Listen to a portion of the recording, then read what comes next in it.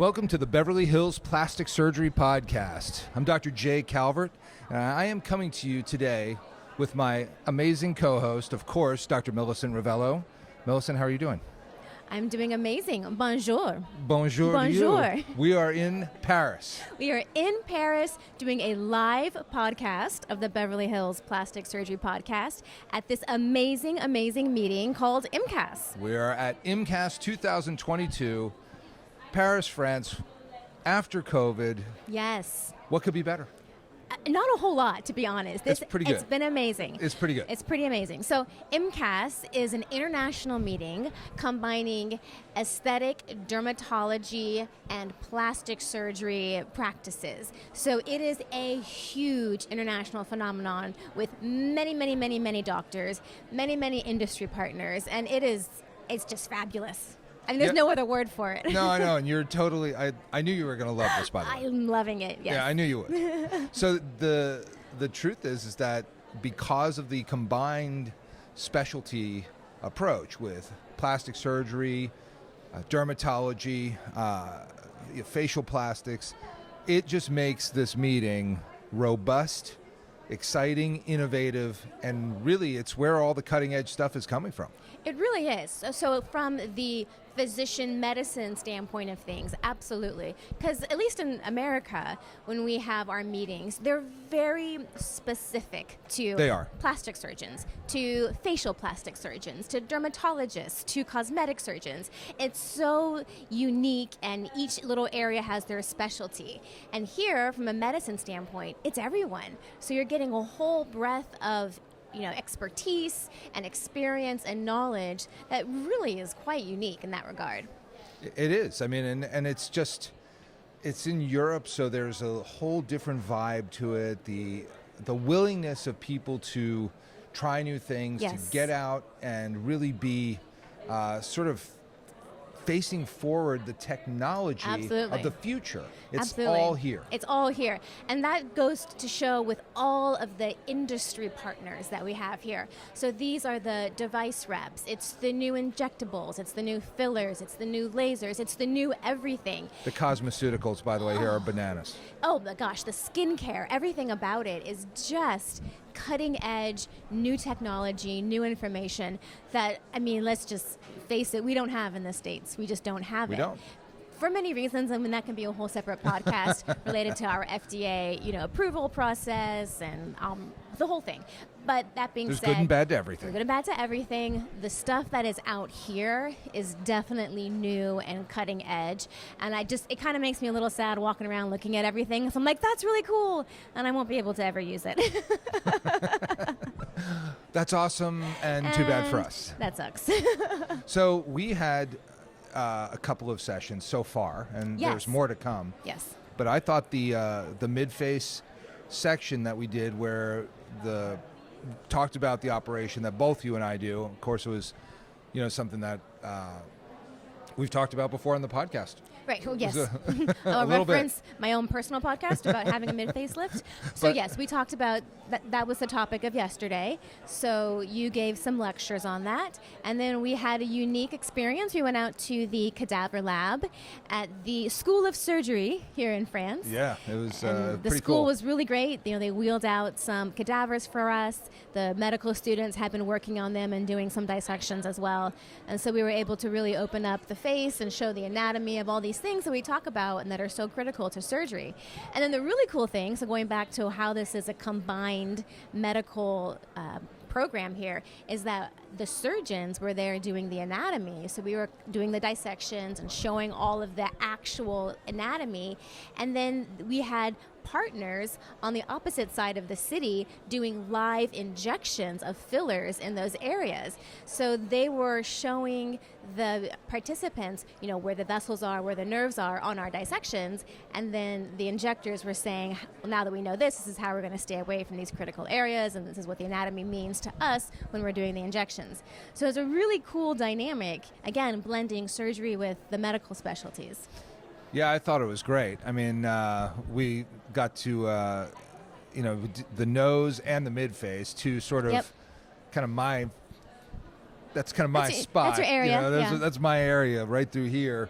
But the nasal anatomy and looking at the vascular anatomy of the nose was really interesting. I think even from my standpoint, for us to be able to go and do a dissection is always cool. Oh, it was typical. I learned so much. It's true. It's like we get to learn, You get to learn and all we're these things, teaching. and we're it's like, teaching, oh, yeah. check out what we saw, and you could really see that, you know, and safety in the in injectables. I Oh, think it's it's crucial. So critical. And It we've is. talked about this before with fillers. How I mean, they're usually well tolerated, but when things go wrong, they can go horribly wrong.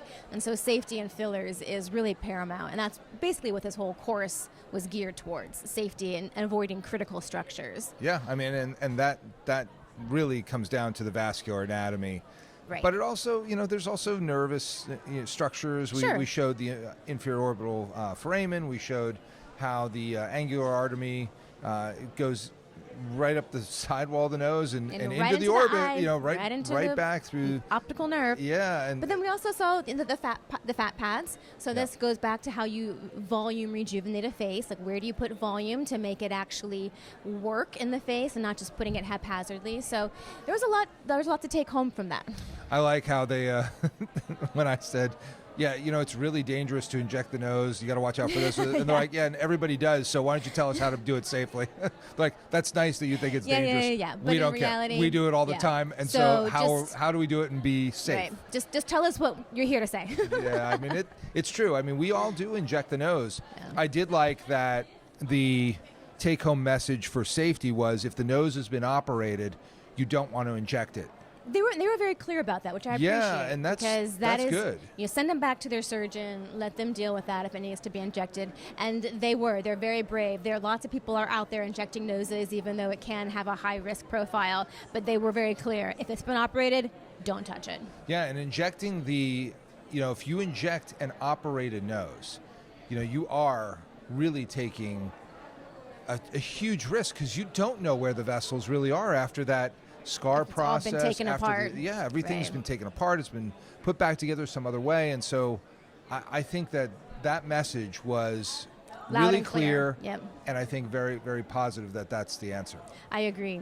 And then today we have some rhinoplasty sessions. So after we finish this podcast, we're going to head over to the amphitheaters and do our presentations. Yeah, and we have you're giving 2 lectures. I am. So you are the chair of the rhinoplasty session, so you have to Yeah, so go don't easy screw up. on me and ask me easy questions, please. I'm giving a talk on rib harvest for rhinoplasty, and then another one on dorsal augmentation after removal of an infected implant. Yeah, and those are good topics, and it's something that we see a lot of Yes. at Roxbury Clinic and Surgery yes. Center, but it's not something that the general populace Rhinoplasty of surgeon, surgeons yeah. see. You know, Yeah. they just don't. So they're really specialty talks, which I think is cool. Yeah, that's really, really exciting. And then tonight we have a fabulous gala to go to, which I've heard so much about so far, which I'm really looking forward to it. And then tomorrow we fly home. It's been kind of a whirlwind 4 days. So, and now on the gala topic, you said to me yesterday that if these are the outfits that the participants are wearing to the conference, you can't even imagine what their Can't even gala imagine. outfits are going to Okay, be like. so I'm going to go on a little detour here because I have this thing about clothes and about fashion, right? It's Your thing. It's kind of my jam. Totally. And I am used to being usually one of the more overdressed people in a room or at a conference. And here I'm like, wow, I need to up my game. So this is my take home. So there are 2 things that I noticed here. Number one, the difference between the medical professionals and the industry people. There is none here. In America, usually when you go to a meeting, you can tell who the doctors are because they're wearing their boring suits, and you can tell who the industry people are because they look amazing, and they're high heels, and they're full makeup, and they look great. Here, you can't tell. Everyone just looks fabulous across the board. I mean, the fashion game is ridiculous. Yeah, oh yeah, it's very Ridiculous. different than the U.S. And no one is here in a boring suit. Everyone is looking just on point. Except me. And then I think you're doing your part. I'm trying. You're pulling it. There's a little There's a little flavor little in there. zip to this, a little bit. And then the second thing I Hashtag Brie realized. Olson. Yeah. Second thing I realized going home, I need to incorporate two things into my wardrobe in America. Number one, a pastel or citrus colored pantsuit. And number two, I need to up my bag and shoe game by a lot. Like by a lot. I've also noticed a lot of sequins, but you're not going down that road. I'm gonna stay away from that. We went out to dinner last night. I thought I was wearing a nice dress, and then I'm looking around at just a regular restaurant, and people are in sequins. I was like, gosh darn, I didn't think to bring my sequin dress. You got to bedazzle that stuff. You know, that's the way this works. But I love it. I love the looks over here. Well, it's a great meeting. Always congratulate Benjamin Asher and his team for this unbelievable, unprecedented, really aesthetic meeting. It is really become, in my eyes, the premier aesthetic meeting in the world, and and it's enormous too. They were expecting 11,000 participants. Then Sebastian Garçon, who is in charge of surgery for this meeting, said that it might be 13,000 participants. I mean, we'll get the final count, but I'm sure it's going to be in that neighborhood. It seems that way, just looking around. It makes sense. And by comparison, the aesthetic meeting that we have in the States has 1,200? 3,000? 1,500? Which one? the ASAPs, the aesthetic meeting. It's been very, very... I don't even want to venture the guess, and I'm sure they're not happy with the attendance either. So, 1,200 versus 12,000, that's a big number. Yeah, but that's because of the combined specialties. Of When course. you're doing a siloed meeting about, plastic surgery for plastic surgeons and got to be board certified and blah, blah, blah, it really... It narrows the pool. It narrows the pool a lot. There aren't that many plastic surgeons in the U.S. in general. So that's why I like those meetings. Fine. They're great. They're great for what we do, and they're very specific to what we do. This is something where you can kind of get your mind open to some other ideas, Absolutely. concepts that can make us better for our patients. Period. End of story. I can't wait to see what everyone else is presenting and learn some new techniques and see what's happening out here in the world of aesthetic surgery. And the focus on safety Yes. is really, it's very evident here. And I love that, because that's really what it needs to be. You want to first and foremost do no harm, and that message comes across here at IMCAS, I think, very, very strong. Very strongly and in a very well-heeled and fabulous way. Absolutely. Well, anything else, Dr. Avello? Nope, just looking forward to the rest of the meeting and then getting home and maybe applying some of the things we learned out here. Well, in that case, this is the Beverly Hills Plastic Surgery Podcast coming to you from the 23rd arrondissement. Is that correct? Is that where we are? I think we're 17. 17th? 17th arrondissement. Sounds good to me. All right. We'll see you next time. Bonjour. Au revoir. Oh, shoot. Au revoir.